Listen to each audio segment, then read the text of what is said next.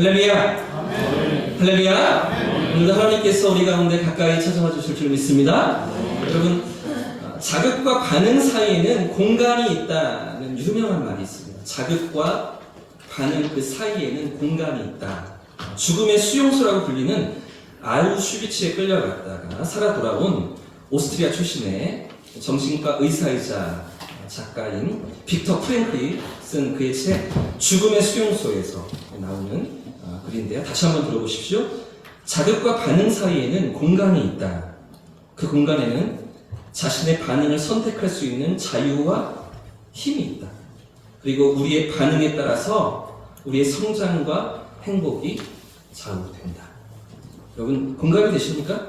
여러분 우리가 참 여러 가지 생각을 갖게 해주는 그런 글인 것 같은데요. 하루에도 수많은 선택과 고민 속에서 살아가는 우리에게 내 삶에 무엇인가 자극이 주어질 때 그 자극을 어떻게 해석하고 어떻게 받아들일 것인가, 어떻게 또 반응할 것인가, 그 자극과 반응 사이에 공간이라는 게 있다는 거죠.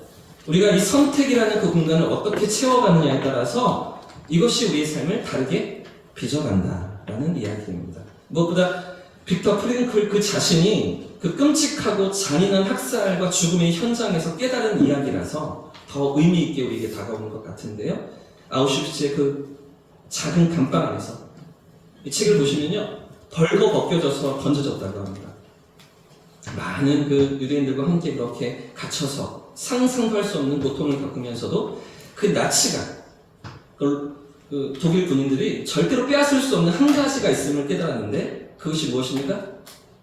바로 그 상황을 해석하고 받아들이는 나의 반응인 것이죠. 이 상황을 어떻게 해석하고 어떻게 반응할 것인가를 이 사람이 깨닫고 있었던 것입니다. 자기개발 분야의 고전이라고 불려지는 스티븐 코비 박사가 쓴 성공하는 사람들의 7가지 습관이라는 책 잘 아시죠? 읽어보신 분들이 많이 계실 텐데요. 지금도 자기 개발서로 많은 사람들에게 사랑을 받는 그런 책입니다. 이 책에 보면 첫 번째 습관으로 7가지 습관 중에 첫 번째 습관이 자기의 삶을 주도하라입니다. 너의 삶을 주도해 나가라. 끌려가지 말고 주도하라고 이야기를 하면서 이 첫 번째 챕터에서 이렇게 이야기를 합니다. 자극은 우리에게 찾아오는 자극은 선택할 수 없지만 반응은 선택할 수 있다라는 거죠. 우리에게 주어지는 자극은 수도 없이 하루에도 우리를 찾아오고 우리를 우리의 삶에 엄습해 오는데 그 자극 앞에서 어떻게 반응할 것인가는 우리가 선택할 수 있다라는 이야기인데요. 여러분 맞는 이야기죠. 여러분 우리에게 다가오는 자극마다 어떻게 선택하고 어떻게 반응하느냐에 따라서 우리의 삶도 달라진다라는 것입니다. 예를 들면 누군가에게 우리가 충고를 들을 때가 있잖아요. 충고. 우리를 아끼고 사랑해주는 사람들이 충고해줄 때 그때 반응을 선택할 수가 있는 거죠. 누군가 나에게 충고를 할 때 네 그렇네요. 그렇게 더 해봐야겠네요. 이렇게 답할 수도 있지만 반대로 또 어떻게 답할 수도 있습니까? 아니 왜 그렇게 말씀하십니까? 나는 최선을 다했는데 나는 열심을 다했는데 왜 그렇게 이야기하세요? 이렇게 반응할 수도 있는 것이죠. 충고를 들을 때 그 자극 앞에서 어떻게 반응할 것인가는 우리의 선택이라는 것입니다. 그렇기 때문에 이 자극과 반응 사이에서 얼마나 공간을 가지느냐, 어떻게 반응하기를 선택하느냐에 따라서 우리의 삶의 모습이 많이 달라진다라는 것이죠. 오늘 우리가 읽은 성경에도 이처럼 다른 반응을 보이는 2가지 모습의 사람들이 기록되고 있습니다. 똑같은 자극이 주어지고 있는데도 불구하고 그 자극 앞에서 완전히 다른 반응을 보이고 있는 그런 사람들인데요. 우리는 계속해서 바울과 실라의 2차 전도 여행을 살피고 있습니다. 지난주에 우리가 짧게 살펴본 것처럼 원래 바울과 실라가 생각했던 여정은 1차 전도 여행 때 만났던 성도들을 찾아가고 교회를 방문하여서 다시 그들의 믿음을 일으켜주는, 격려해주고 도와주는 그런 일들을 하고 싶었죠?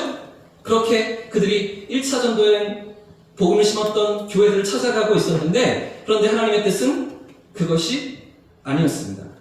이 더베와 루스드라에서 더 북쪽으로 올라가면서 지도를 보시면 갈라디아 지방에 있던 저 노란색으로 되어 있는 저 지역에서 처음 복음을 들었던 1차 복음을 심었던 그 교회들을 다시 찾아가려고 했던 여정이었는데 그런데 하나님은 어떤 땅으로 그들을 이끌어 가십니까? 지금 화살표를 보시면 이건 2차 전도 여행의 일정입니다. 여러분, 그들의 발걸음은 어디로 이끌어 가십니까? 전혀 새로운 땅, 유럽이었죠. 마게도냐 지역으로 그들을 이끌어 가십니다.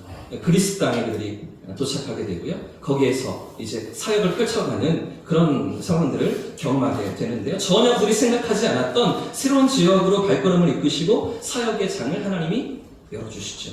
그리고 성령의 인도하심을 따라 나아갔던 유럽 땅에서 첫 번째 성, 이 첫째 성이라는 이야기는 그저 처음 만났던 성이라는 이야기도 되지만 그 도시에서, 그 북쪽 마게도냐 지역에서 가장 큰 도시라는 의미가 되기도 합니다. 그 가장 큰 도시고 첫 번째 성인 이 빌립보를 찾아가게 되는데, 그리고 이 빌립보에서 두 사람을 만나게 되었죠. 여러분 기억나십니까? 지난주 말씀에 어떤 사람과 어떤 사람을 만나게 되었죠? 한 사람은 자주장사였던 루디아를 만났었죠. 그죠? 원래 이 루디아의 고향은 두아디라라는 도시입니다. 두아디라는 요한계시록에 보시면 7교회에 에베소, 서머나, 버가모, 두아디라 할 때 이 두아디라가 그녀의 고향이고 빌립보는 사업지였던 것 같아요. 두아디라는 지금 지도에서 이 갈라디아 지역에 있는 그런 도시들 가운데 하나입니다.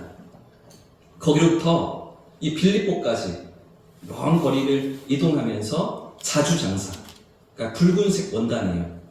누구나 취급할 수 있는 게 아니고 황족이나 귀족들만 취급하던 그런 자주색 원단을 취급하던 사업가였던 루디아를 만나게 됩니다. 우연히 루디아를 만나면서 이 여인과 함께 또 하나님의 복음을 나누게 되고, 그녀를 통해서 이 교회가 빌립보 땅에 세워지게 되고, 또 한 사람과의 만남이 있죠.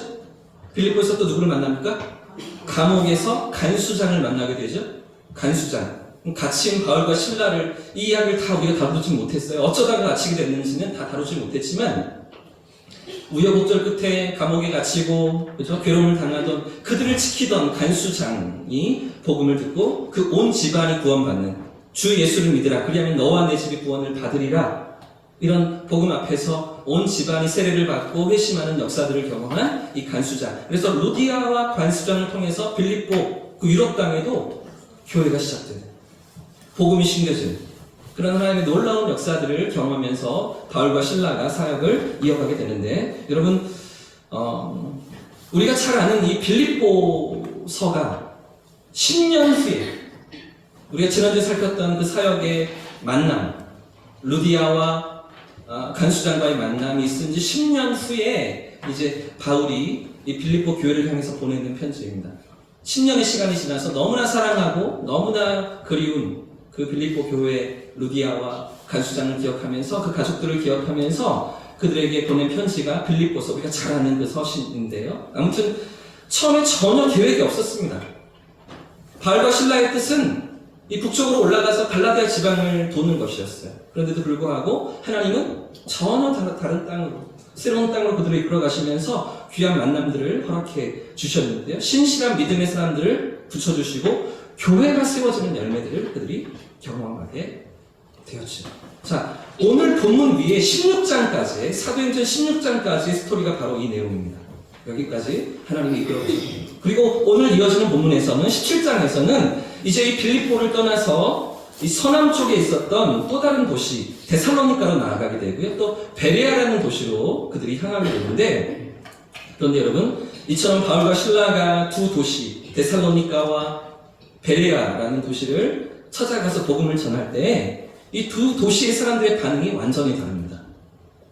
전혀 다른 모습의 반응을 이 도시에서 보여줍니다. 먼저 데살로니가 사람들의 반응이 어떤가 보십시오. 오늘 본문 1절 말씀인데요. 1절 말씀 같이 한번 읽어보겠습니다. 시작. 그들이 암비볼리와 아볼로냐로 다녀가 데살로니가에 이르니 거기 유대인의 회당이 있는지라. 이제 빌립보를 떠나서 데살로니가로 나아가는데, 그곳에서 가장 먼저 어디를 찾아갔습니까? 어떤 도시입니까?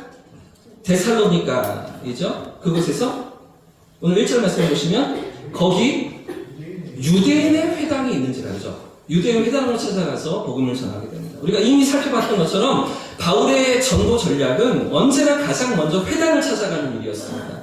구약을 그래도 알고, 구약을 믿고 하나님의 약속을 기다리던 그 언약 백성들에게 가장 먼저 복음을 전하고 그렇게 하나님의 구원 계획을 알리는 일들로 사역을 시작했는데 지금 데살로니가에서도 그렇게 하고 있는 것이죠. 자, 그런데 그렇게 회당을 찾아가서 데살로니가 회당에 들어가서 복음을 전하는데 그 회당 사람들이 어떻게 반응했는가? 자, 4절과 5절 말씀을 보십시오. 같이 한번 읽어보겠습니다. 시작! 그 중에 어떤 사람, 곧 경건한 헬라인의 큰 무리와 적지 않은 귀부인도 권함을 받고 바울과 신라를 따르나 그러나 유대인들은 시기하여 저자의 어떤 불량한 사람들을 데리고 때를 지어 성을 소동하게 하여 야손의 집에 침입하여 그들을 백성에게 끌어내려고 찾았으나 여러분 보십시오. 구약의 그 율법과 모든 약속을 해석하면서 이것이 하나님의 구원 계획이고 이것이 예수 그리스도를 통한 우리를 향하신 하나님의 사랑이라는 것을 선포하고 복음을 나누었는데 그런데 그 앞에서 사람들의 반응이 무엇입니까? 유대인들의 반응이 무엇입니까? 이 복음을 싫어합니다. 거절합니다. 받아들이지 않습니다. 개중엔 그래도 복음을 받아들여 보려고 생각해 보는 사람들이 있었지만 그러나 더 많은 유대인들이 바울과 신라를 시기하고 질투하면서 들으려고도 하지 않고 거들떠 보려고도 하지 않으면서 이 악감정을 가지고 깡패들을 동원하죠. 불량배들을 동원해서 소동을 일으키고 그들을 내쫓았던 것인데요. 듣기 싫다는 것입니다.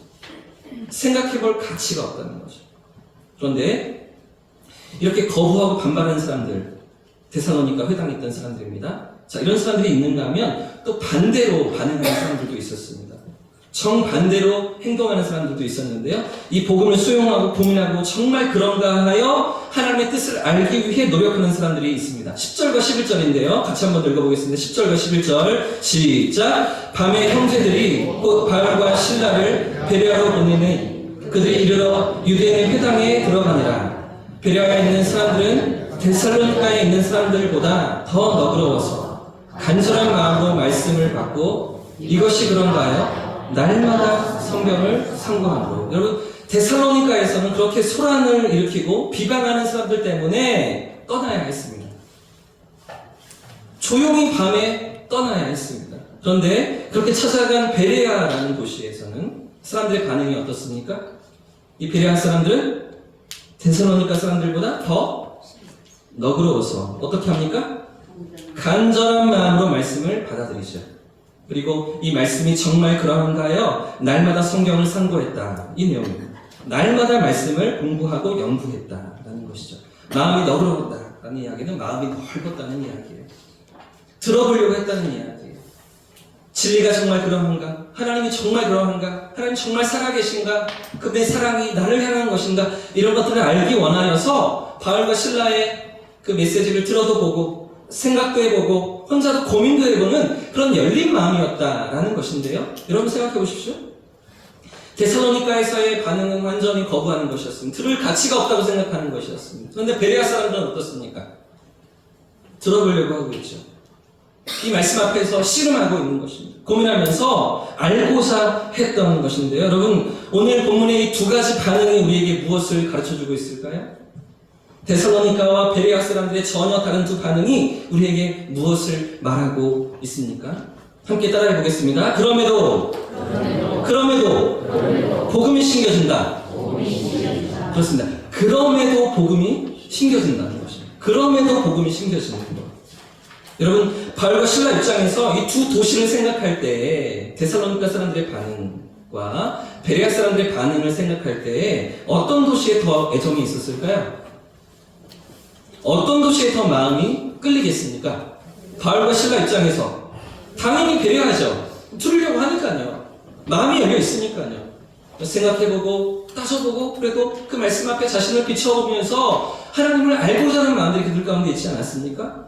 넓은 마음으로 복음 앞에 반응하는 베레아 사람들이 더 마음에 가까이 다가오겠죠. 하지만 여러분 우리가 놓치지 말아야 하는 중요한 사실이 있습니다. 무엇이냐면 당연히 베레아에서의 사역이 더욱 보람있고 감사가 있고 은혜로운 현장이지만 그러나 데살로니가 역시 어떻습니까? 그렇게 많은 비방을 당하고 시기를 당하고 환영받지 못하던 그런 상황 가운데서도 그 속에 어떤 사람들이 있습니까? 복음을 받아들이고 믿음을 가진 사람들이 있다는 것입니다. 그런 험악한 상황에도 구원받는 백성들이 그 땅에도 있었다는 것입니다. 4절 말씀을 다시 한번 보십시오. 제가 읽겠습니다. 데살로니가 사람들입니다. 그 중에 어떤 사람 곧 경건한 헬라인의 큰 무리와 적지 않은 귀부인도 권함을 받고 말씀을 받고 바울과 실라를 따랐다는 것이죠. 데살로니가 사람들이에요. 그 사람들 중에서도 복음을 받아들이고 하나님을 알기 원하는 그런 사람들도 있었다는 건 아니겠습니까? 여러분, 그런 험악한 상황입니다. 유대인들이 회방을 놓고 깡패들을 동원하면서 막 소동을 일으키는 그런 상황들입니다. 여러분, 이런 험악한 상황에도 그 가운데 구원받는 백성들이 일어나고 있던 것. 여러분, 무슨 이야기일까요? 겉으로 볼 때는, 우리가 눈으로 볼 때는 실패처럼 보이고 때로는 열매가 없는 것처럼 보일지라도 그 속에서 하나님은 일하고 계신다는 것이죠. 하나님 당신의 역사를 이뤄가고 계신다는 것입니다. 우리 인간적인 생각으로는 아무것도 없어 보이고 아무런 일들도 일어나지 않는 것 같아 보여도 하나님은 그 가운데 역사하고 계신다는 것입니다. 여러분, 구약의 수많은 선지자들을 한번 생각해 보십시오. 구약의 선지자들. 그 많은 선지자들이 몇 명이나 열매를 거두면서 말씀을 정했습니까? 그들이 얼마나 성공을 맛보면서 사역을 감당했습니까? 여러분, 예레미야 선지자를 한번 생각해 보세요. 예레미야가 별명이 뭐예요? 눈물의 선지자예요. 왜요? 울 일밖에 없으니까. 그가 할 수 있는 일은 우는 것밖에는 아무것도 할 수 있는 일이 없었습니다. 여러분, 그래서 예레미야가 실패한 선지자입니까? 아무런 열매도 보지 못하고 하나님 뜻 앞에 돌아오는 백성들을 경험하지 못했기 때문에 실패하고 아무런 열매도 없는 그런 사역자입니까? 그렇지가 않습니다. 하나님 보실 때는 성공한 사역자죠. 하나님 앞에서는 쓰임받은 사역자입니다. 지금 데살로니가서의 이 바울과 실라의 모습도 마찬가지인데요. 실패가 아닙니다. 쓸모없는 게 아닙니다. 내쫓기듯이 밤에 도망쳐야 했지만 많은 열매가 나타나지는 않았지만 그럼에도 불구하고 하나님의 역사가 그곳에 나타나고 하나님이 심으시는 복음이 그곳에 심겨지고 있던 것이죠. 여러분, 혹시 우리 가운데 이런 분들 있지 않으십니까? 우리가 지난주에 토요일날 가을 문화축제를 지나면서 가을 음악회를 지나면서 혹시 초청에 성공하지 못해서 실망이 되고 낙심이 되는 그런 분들 있지 않으십니까? 열심히 노력했는데 그래도 용기를 내보았는데 그래도 내가 기도도 심고 하나님 은혜를 달라고 이렇게 기도했는데 그런데 결과가 뜨뜻미지근하고 오겠다는 얘기도 안 하고 안 오겠다는 얘기도 안 하고 결국엔 오지 않고 이런 일들을 경험하면서 아무런 일도 일어나지 않는구나, 아무런 열매도 없는구나, 그렇게 생각하는 분은 있지 않으십니까? 여러분, 저는 초청에 성공했을까요? 실패했을까요? 저는요, 제가 품었던 태신자들 중에 한 분은 이 교회 아래 이발소 사장님이세요. 한 달에 한 번씩 제가 만나는 이발소 사장님. 왔을까요? 안 왔을까요? 그래도 약속을 지켰더라고요. 제가 연주하는 분 게스트를 만나느라고 이렇게 맞이를 못했는데 그런데 시작할 때 보니까 저 뒤에 앉아 계셨습니다. 사실 몇 번 이야기를 계속 건넸거든요. 이발하러 가서도 이야기를 하고 그 전부터 이런 행사가 있다고 소개하고 또 음악회 전날도 다시 가서 내려오실 거죠 확인하고 그러면서 지난 토요일에 교회로 찾아왔는데 근데 제가 이렇게 앞자리에 계속 있었잖아요. 음악회가 진행되는 중에 계속 앞자리에 있었는데 마칠 때 보니까 보이지가 않는 거죠. 중간에 갔더라고요. 이 마음 같아서는 끝까지 있었으면 좋았을 텐데 이런 마음이 막 드러났는데 조금 이제 아쉬운 거죠, 제가. 그래서 제가 어떻게 했을까요? 중간에 언제 갔는지 모르겠지만 이렇게 나가신 그분을 어떻게 했을까요? 주중에 작은 선물을 들고서 찾아갔습니다. 월요일 날 다시 찾아갔습니다. 문을 안 열었더라고요. 쉬는 날이에요. 화요일에 다시 찾아갔습니다. 또 안 열었더라고요. 쉬는 시간인데요. 목요일 날 돼서야 제가 선물을 전달하고 와줘서 고맙다고 이렇게 시간 내줘서 너무 고맙다고 이렇게 인사하면서 관계를 다시 이어가는데 여러분 제가 무슨 이야기를 하고 있습니까? 우리 삶도 마찬가지라는 것이죠. 우리가 하나님의 일을 감당할 때 때로는 바로 열매가 나타나지 않을 수도 있습니다. 지금 바로 열매가 맺히지 않을 수도 있습니다. 또는 시간이 지나도 아무런 열매도 보이지 않는 것 같은 그런 시간들을 우리가 경험할 수도 있는 것이죠. 하지만 여러분, 그 가운데 누가 일하고 계십니까? 누가 역사하고 계십니까? 살아계신 하나님이 일하시는 거잖아요. 그 하나님의 여전히 일하시는, 여전히 역사하시는 손길이 그 영혼을 두드리시고 그 마음의 문을 두드리시며 그 삶을 붙드시기 원하셔서 찾아가고 계시는 것 아니겠습니까? 여러분, 물론 제가 이렇게 애를 쓴다고 그 사랑이 반드시 교회에 나온다는 그 법은 없습니다. 반드시 구원받는다는 그런 것은 아닙니다. 저의 책임은 여기까지인 거죠. 저의 사명은 전하는 것까지입니다. 그분이 언젠가 예수님을 만날지 믿음을 가질지는 제가 알 수가 없습니다. 그러나 그 속에서 어떤 열매가 맺혀지고 있을까요? 그런 가운데 어떤 열매가 나타나고 있습니까? 그렇게 다가서고 도전하는 그 발걸음 속에 제 영이 살아나는 거예요. 제 믿음이 깨어나는 거예요. 하나님, 제가 여기까지 했잖아요. 이제 하나님 알아서 해주십시오. 하나님 할 수 있는 데까지 최선을 다했어요. 하나님, 그 다음은 하나님 겁니다. 하나님 몫이십니다. 하나님 책임져 주십시오. 이런 은혜가, 이런 믿음의 고백이 우리 안에 일어나는 것 아니겠습니까? 여러분, 그 영혼이 살아나는 것도 열매입니다. 그 영혼이 하나님을 만나는 것도 열매입니다. 그러나 우리의 믿음이 살아나는 것도, 우리의 믿음이 깨어나는 것도 하나님께 주시는 열매인 줄 믿습니다. 믿음으로 순종하며 나아갈 때, 하나님의 일하심을 기대하며 나아갈 때, 그 가운데 하나님 우리에게 찾아와 주시는 거죠.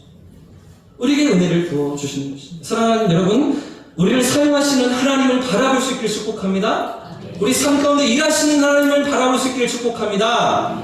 그 하나님 앞에서 이 가을을 살아가는 저와 여러분 되시기를 축복합니다. 눈에 보여지는 상황과 현상과 모든 형편들만 아니라 그 너머에 있는 살아계신 하나님을 바라보고 그 하나님의 인도하심을 따라가는 것, 그것을 믿음이라고 하는 거죠. 그걸 성경이 믿음이라고 말씀하고 있는 것입니다. 자, 그래서 오늘 우리가 기억해야 되는 중요한 사실이 하나 더 있는데요. 우리가 기억해야 되는 중요한 사실 무엇일까요? 한 번 더 따라해 보겠습니다. 그러므로 전해야 한다. 그렇습니다. 그러므로 전하는 것, 우리 안에 있는 복음을 나누는 것, 그게 우리의 사명이죠. 하나님 우리에게 맡기신 책임입니다. 당신의 뜻을 하나님이 이루어 가시기 때문에, 당신의 역사를 그분이 이루어 가시기 때문에 우리는 전하는 것, 거기까지. 하나님 앞에서 믿음으로 우리에게 맡겨진 사명을 감당하는 것, 그게 우리의 일이라고 오늘 말씀해 주고 있는 것인데요. 우리는 어느새 바울과 실라의 2차 전도 여행을 함께 살피고 있습니다. 1차 전도 여행에서도 2년 동안에 약 2,400km, 그 먼 거리를 다니면서 복음을 전하고 교회를 세우는 여정이 참 험난했잖아요. 그런데 그런 어려운 고비들을 넘기고 심지어 돌에 맞아 죽을 지경까지 이르렀는데도, 그런데도 또다시 2차 전도 여행을 시작한 이 삶의 모습들 여러분 보이지 않으십니까? 사실 2차 전도 여행은 기간이 3년이나 됩니다. 1차에 비해서 더 기간이 늘어났죠? 여러분, 유럽 대륙을 행했기 때문에 시간도 더 많이 걸렸던 것 같습니다. 킬로미터도, 거리도 4,500km에서 5,600km, 배가 넘는 거리를 이렇게 다니면서 이렇게 복음을 전했던 3차 전도 여행인데, 여러분, 이 먼 거리를 다니면서 수많은 지역들을 찾아갑니다. 그리고 그 지역들에서 사람들을 만나는 그런 가운데 바울과 실라가 전했던 이야기가 무엇인가?